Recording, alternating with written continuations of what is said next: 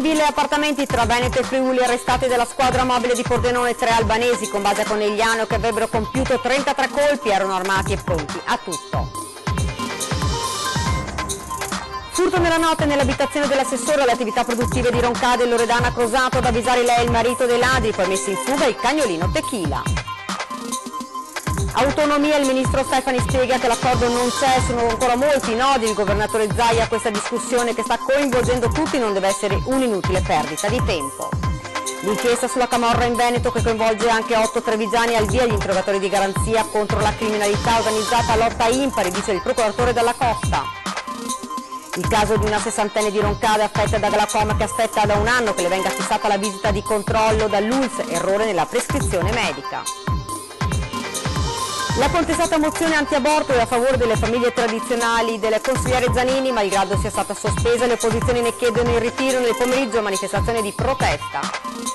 Dopo cade Carraresi, Fondazione Cassamarca mette in vendita sul suo sito anche l'ex distretto militare, un paio di giorni fa l'accordo per l'alienazione dell'ex questura. Una strada olimpica Cortina-Milano che attraverserebbe anche la Marca è l'idea lanciata dai presidenti delle due regioni candidate ad ospitare i giochi invernali del 2026. Buonasera, ben ritrovati dalla redazione di Treviso, lo avete dunque sentito dai titoli. In primo piano la cronaca, hanno messo a segno furti in abitazioni e ville fra il Trevigiano ed il Pordenonese, una banda criminale di albanesi è stata arrestata, si tratta di 3 pregiudicati che avevano la base a Treviso e Conegliano, un centinaio di colpi con circa 1 milione di euro di proventi illeciti. Il blitz è scattato questa mattina alle prime luci dell'alba. La polizia di Pordenone, in collaborazione con la squadra mobile di Treviso, ha eseguito arresti e perquisizioni in Friuli, Venezia Giulia, Veneto e Lombardia. 3 persone sono finite in manette, si tratta di albanesi pregiudicati tra i 26 e i 35 anni, una banda strutturata e organizzata, pronta a tutto, specializzata in furti in abitazioni e ville. Le indagini sono scattate dopo un colpo messo a segno a Pordenone il 27 dicembre scorso. La banda in quell'occasione aveva portato via la cassaforte dove erano custoditi monili in oro per un valore di 30.000 euro, 2 pistole e 3 fucili. Dal contesto investigativo che si è delineato comprendiamo come questo gruppo si fosse anche determinato ad utilizzare queste armi durante i loro raid se qualcosa non fosse andato secondo i loro piani, quindi da qui la necessità di bloccarli quanto prima. Gli investigatori avevano individuato 3 utenze telefoniche che risultavano intestate a persone inesistenti ed attivate nell'Interland milanese, da qui le indagini. La squadra mobile riesce a dare un nome, un cognome ed un volto a quelle schede che poi risultano sempre essere presenti su altri scenari sempre di furti in ville e abitazioni, appunto nelle province friulane di Pordenone e in quella veneta di Treviso. La base logistica della banda era un appartamento al 3° piano di un condominio a Conegliano, uno dei 3 invece viveva a Treviso, recuperata parte della refurtiva. Come uno dei 3 arrestati faceva l'imbianchino, aveva dei secchi con della vernice, i poliziotti della squadra mobile qui con intuito hanno preso dei bastoncini, hanno verificato che all'interno della vernice vi fosse qualcosa di solido, estratti, erano dei sacchetti termosigillati contenenti, ripeto, i gioielli preziosi da collane, collier, orologi di elevato valore, di marca. Sono ritenuti responsabili di almeno 33 furti aggravati in ville ed abitazioni, oltre che di altri 70 reati predatori in fase di riscontro e riconducibili allo stesso gruppo criminale, tutti commessi ad inizio dello scorso periodo natalizio. Circa 1 milione di euro gli illeciti introiti tra denaro, contante, gioielli, orologi, lingotti in oro.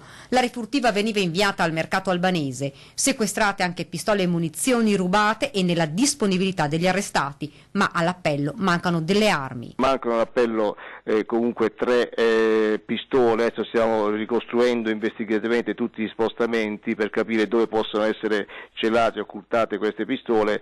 Ripeto, inquietante il fatto che si fossero determinati ad utilizzarle, come emerso dal contesto dell'indagine e come sottolineato anche dal pubblico ministero nella sua richiesta di custodia cautelare e anche dallo stesso GIP che ha dato le misure restrittive. I colpi, oltre che del Pordenonese, anche fra Vittorio Veneto e San Fior. Le indagini continuano. E continuiamo a parlare della banda, di questa banda dedita ai furti. La base logistica, come avete sentito, era a Conegliano. Il sindaco Fabio Chies lancia un appello ai cittadini: segnalate sempre alle forze dell'ordine situazioni anomale.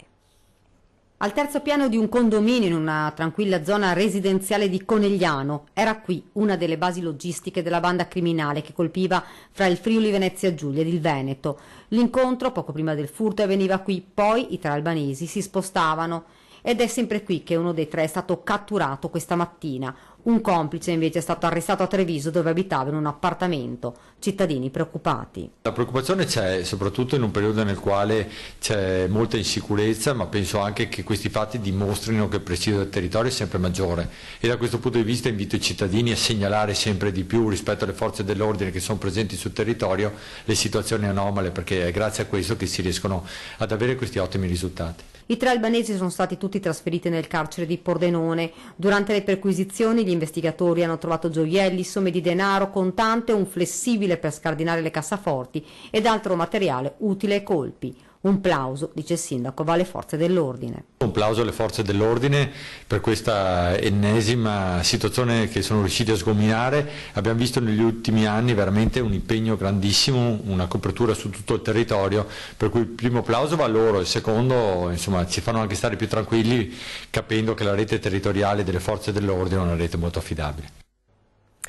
Furto intorno alle 3 di questa notte nell'abitazione di San Cipriano di Roncade dell'assessore comunale alle attività produttive Loredana Crosato. Lei e il marito stavano dormendo quando i ladri sono entrati in casa a svegliarli e a consentire loro di mettere in fuga i malviventi il loro cagnolino Tequila. Sentiamo il racconto di Crosato.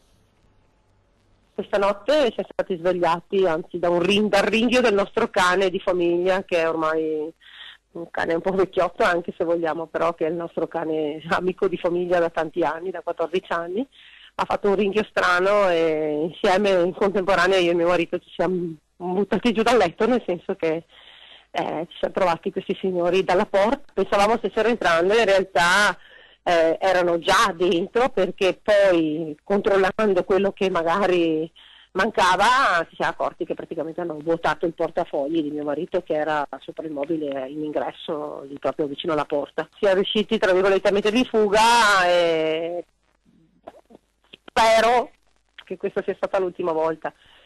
Abbiamo anche l'allarme, inavvertitamente noi ieri sera non l'abbiamo acceso quando siamo a casa entrambi, di solito insomma si confida che siamo purtroppo magari in un posto dove l'illuminazione non è tanta. Ieri sera era anche una bruttissima serata di nebbia. Questo è quello che è successo. Se il cane non abbaiava non so cosa poteva essere il poi, ecco, perché magari si inoltravano nelle altre stanze, nelle camere da letto.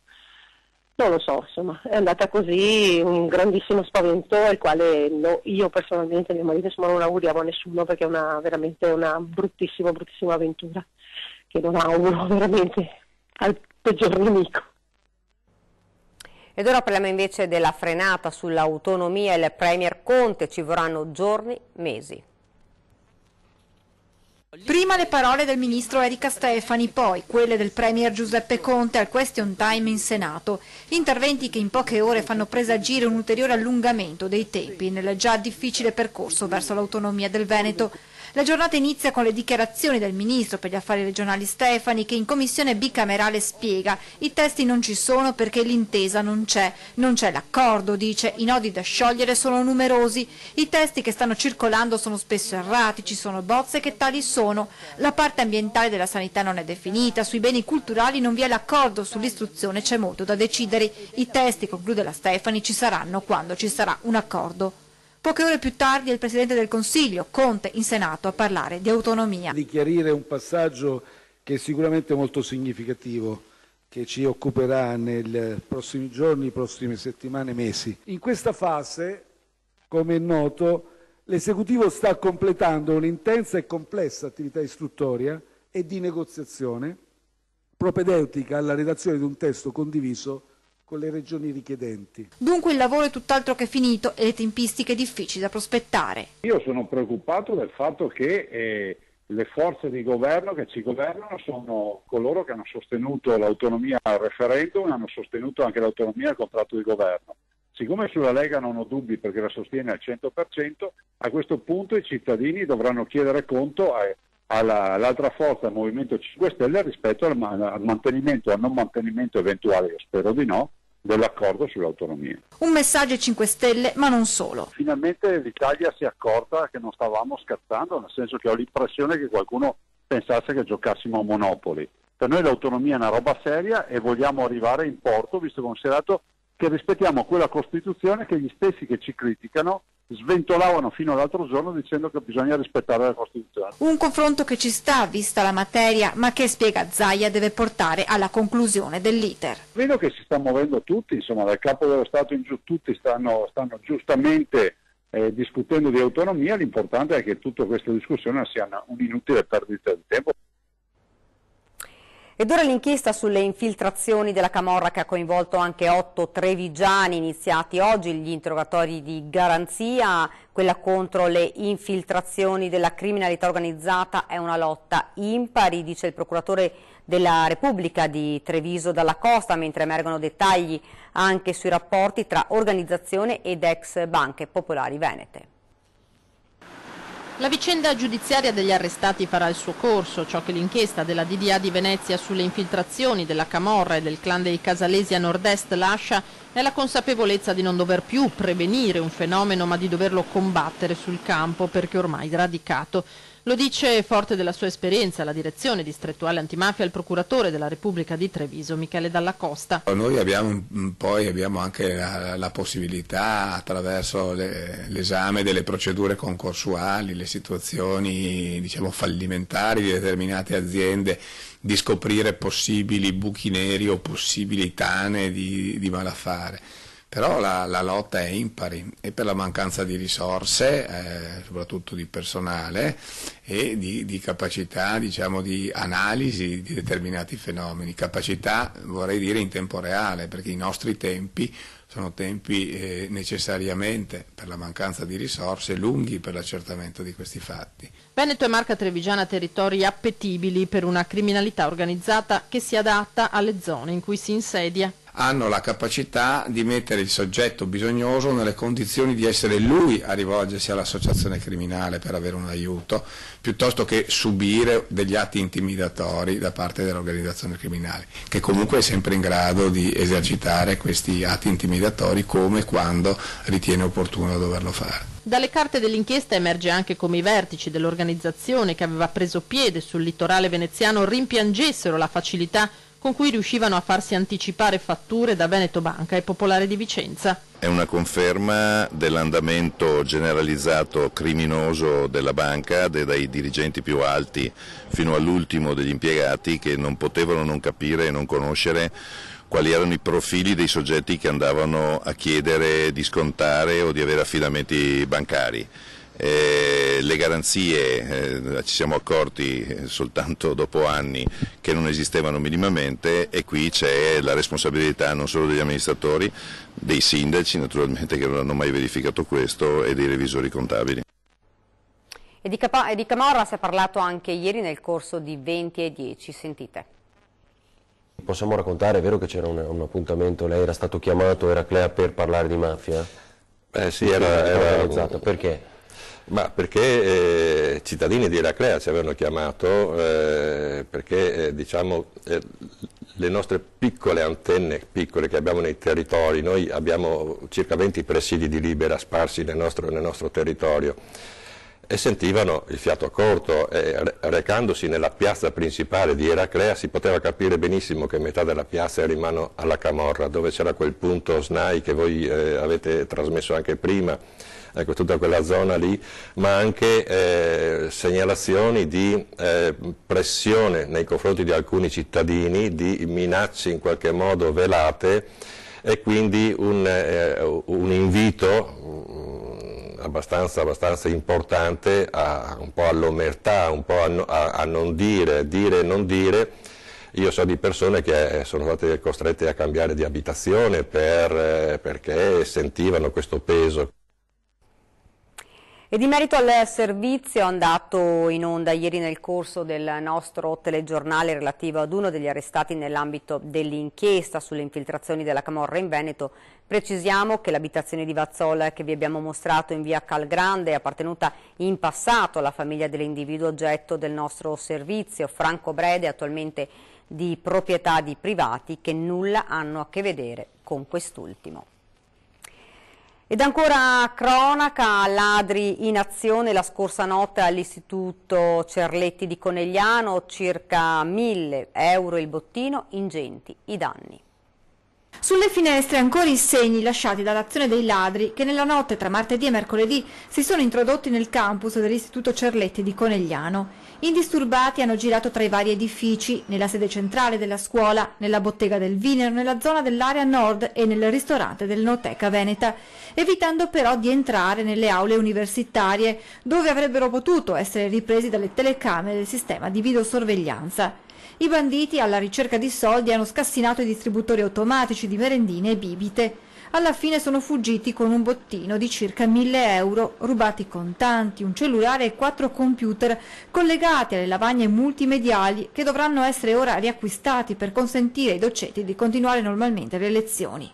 Poi ci sono stati dei danni relativi proprio all'intrusione attraverso le finestre e alla tastiera del nostro sistema di allarme. Sistema d'allarme che però non è bastato a fermare i ladri. Non sono sufficienti, ci doteremo sicuramente a breve termine di sistemi molto più complessi.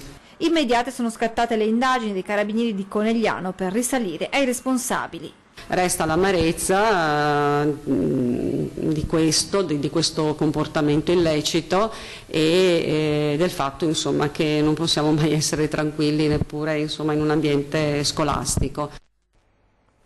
Un 24enne trevigiano incensurato è stato denunciato ieri dai carabinieri di San Biagio di Callalta per detenzione ai fini di spaccio di sostanze stupefacenti durante un normale controllo di militari lungo la Postumi. Il ragazzo è stato trovato in possesso di un involucro contenente 16 grammi di hashish e 170 euro in contanti. In una successiva perquisizione nella sua abitazione i carabinieri hanno trovato un altro involucro di 56 grammi sempre di hashish che il 24enne ha detto di detenere per uso personale. E adesso il caso di una donna affetta da glaucoma che da quasi un anno attende di essere chiamata per fissare una visita oculistica. La signora Lucia Borin da anni è affetta da un glaucoma che tiene monitorato con farmaci e controlli semestrali. Il 20 marzo di un anno fa le viene fatta la prescrizione per una visita oculistica. Sono andata per prendere l'appuntamento. Non me l'hanno dato, mi hanno detto che telefonavano a casa. Purtroppo io adesso, che oggi siamo il 19 di febbraio, non ho ancora ricevuto nessuna novità. La signora Borina ha atteso per mesi una telefonata che però non è mai arrivata e così 15 giorni fa, dopo diversi solleciti, ha deciso di recarsi personalmente all'ULSS. Aspetti, stanno chiamando quelli del mese di settembre, per il mese prossimo chiameranno anche lei. Sì, ho detto io posso anche aspettare, ma i miei controlli non sono più semestrali, diventano annuali e di conseguenza io non posso aspettare un anno per avere dei controlli. Nel frattempo alla donna è comparsa un'allergia agli occhi provocata dalle gocce che utilizza contro il glaucoma, che l'ha costretta a rivolgersi al pronto soccorso dove l'oculista di turno le ha prescritto un nuovo farmaco. E mi ha detto però a fine mese dovrebbe ricontrollare la pressione dell'occhio per vedere se le gocce erano funzionanti, diciamo. Io ho detto va bene, aspetto, però non sono stata chiamata neanche lì. Quasi un anno di attesa e molta amarezza. Io purtroppo non posso andare a visita a pagamento perché vivo con una pensione di reversibilità di mio marito. Non è giusto, insomma, che si deve andare solo a pagamento per avere qualcosa. Un ritardo che il direttore generale Benazzi spiega essere dovuto ad un problema nella prescrizione. Il nostro CUP, quando riceve la ricetta, deve essere scritta la priorità come prevede la regione, la P, la B, la D. Invece il medico ha scritto 7 mesi, noi non riusciamo a tracciarlo i 7 mesi scritto sulla ricetta. Il medico curante doveva scrivere il periodo, 60, 90, 180 giorni, dove è previsto. Comunque adesso il primario mi ha detto che ha preso in mano la ricetta e la signora sarà chiamata.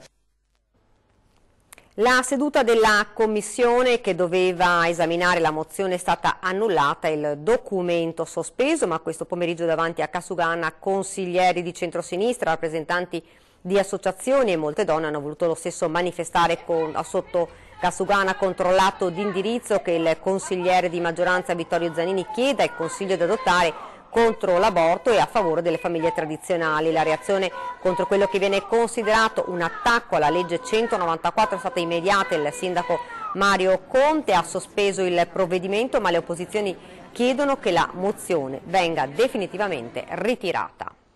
Ed ora ci fermiamo un attimo per la pubblicità.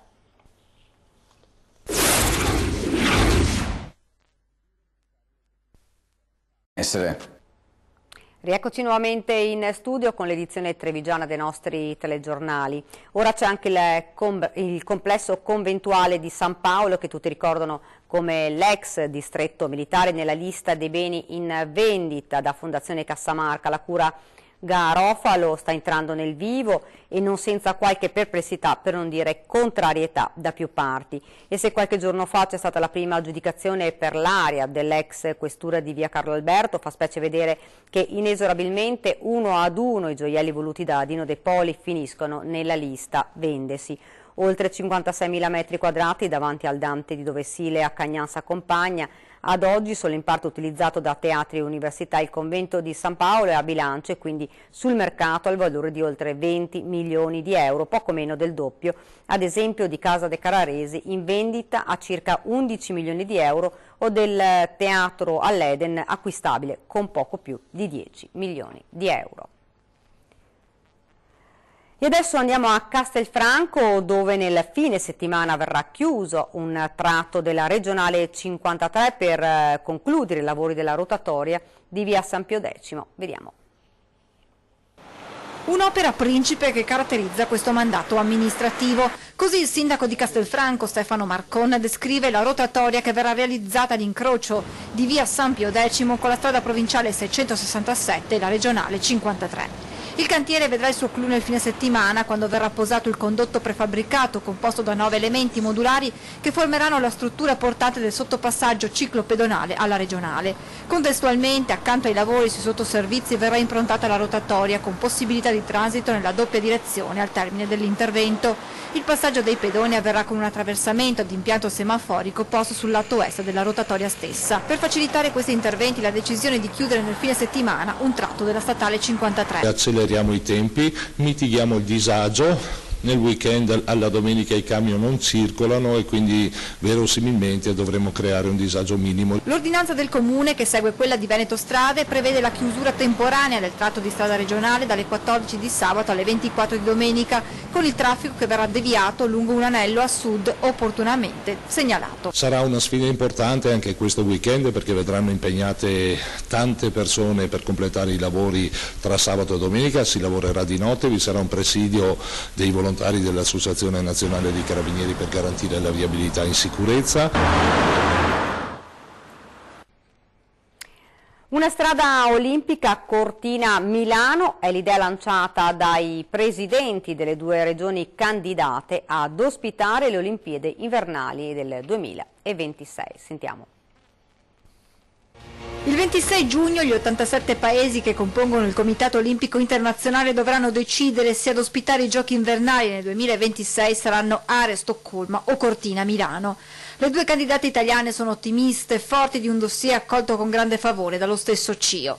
Sia Veneto che Lombardia puntano molto su questa opportunità che va al di là della sola competizione sportiva.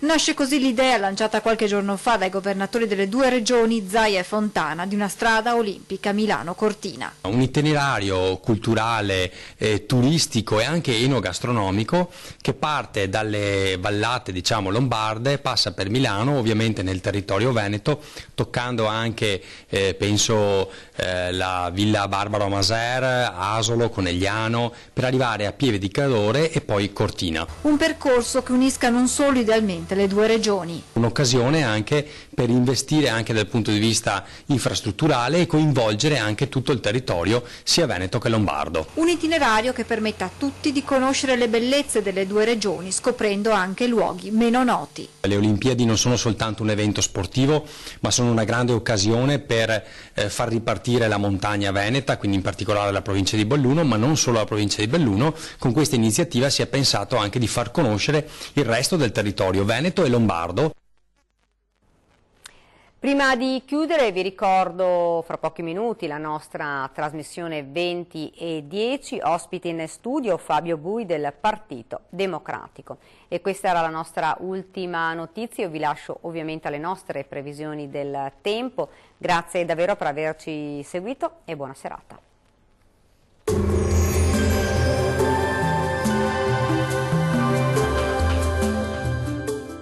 Vacilfrutta, Adriatica, la Valle dei Sapori, Acqua Marina, l'arte del buon gusto. A Bacil di Breda, Treviso.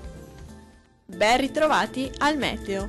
Sul Veneto cielo sereno al massimo, poco nuvoloso su tutti i settori. Ancora qualche foschia mattutina non sarà da escludere sulle pianure, in miglioramento durante l'arco della giornata. Temperature minime tra 2 e 5 gradi, massime comprese tra 13 e 16 gradi. Vediamo ora la situazione del Friuli Venezia Giulia.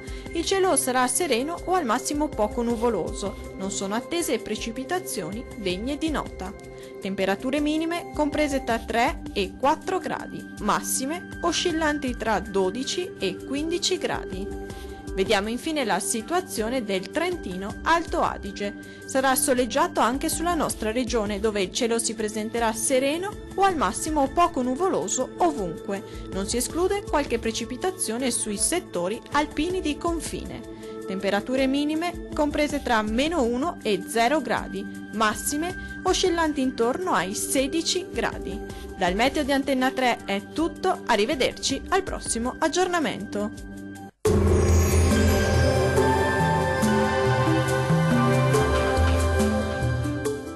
Vacilfrutta, Adriatica, la Valle dei Sapori, Acqua Marina, l'arte del buon gusto. A Bacil di Breda, Treviso.